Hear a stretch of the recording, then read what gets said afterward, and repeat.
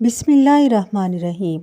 اللہم صلی علی محمد و علی آل محمد۔ نبی صلی اللہ علیہ وآلہ وسلم نے جمعہ کے دن کے بارے میں فرمایا کہ جمعہ کے دن ایک ایسی گھڑی ہے جب کوئی مسلم دعا مانگے تو وہ دعا رد نہیں ہوتی، ایز اٹ از وہی چیز مل جاتی ہے۔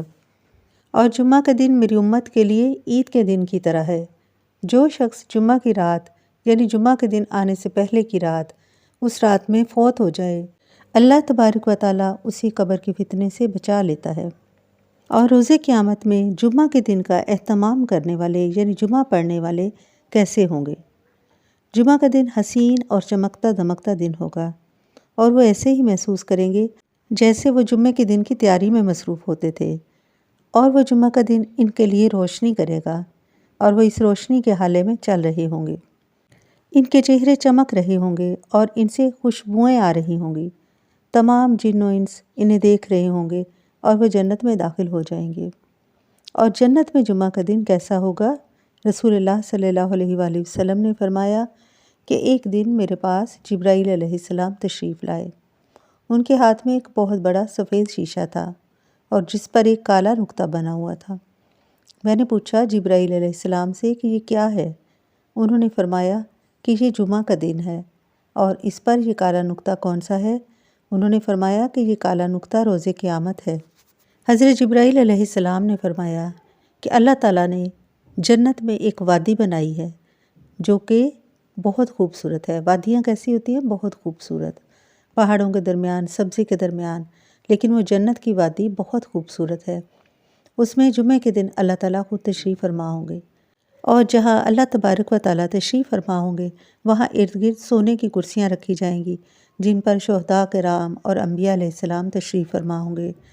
اس کے پیچھے ٹیلوں پر تمام جنتی بیٹھے ہوں گے، اور اللہ سبحانہ تعالیٰ فرمائیں گے کہ مانگو جو خواہش ہے، اور وہ اپنی اپنی خواہشیں بتائیں گے۔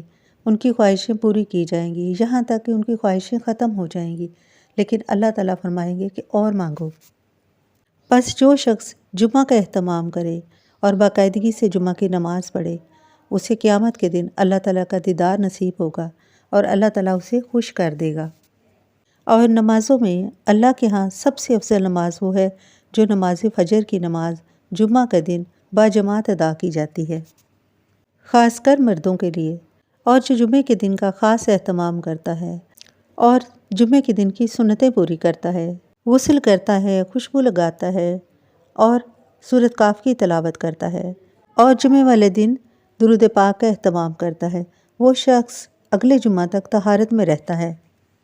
اور جمعہ کے دن کی فضیلت یہ ہے کہ یہ دن ہفتے کے تمام دنوں کا سردار دن ہے۔ فرمایا گیا ہے سب سے بہتر دن جس پر آفتاب طلوع ہوتا ہے جمعہ کا دن ہے۔ اسی دن حضرت آدم علیہ السلام کی تخلیق ہوئی، اسی دن ان کو جنت میں داخل کیا گیا، اور جمعہ کے دن ہی ان کو جنت سے نکالا گیا۔ اسی دن قیامت برپا ہوگی، اور جمعہ کے دن ہی اللہ تعالیٰ کا دیدار نصیب ہوا کرے گا۔ جو شخص جمعہ کے دن جلدی جمعہ کی نماز کے لیے نکلتا ہے اسے زیادہ اجر و ثواب کی بشارت دی گئی ہے۔ نبی صلی اللہ علیہ وآلہ وسلم نے فرمایا کہ جمعہ کے دن فرشتے مسجد کے دروازے کے پاس کھڑے ہو جاتے ہیں، اور جو لوگ جلدی نماز کی ادائیگی کے لیے آتے ہیں ان کے نام لکھتے ہیں، اور جیسے ہی امام خطبہ شروع کرتا ہے فرشتے اپنے رجسٹر بند کر دیتے ہیں۔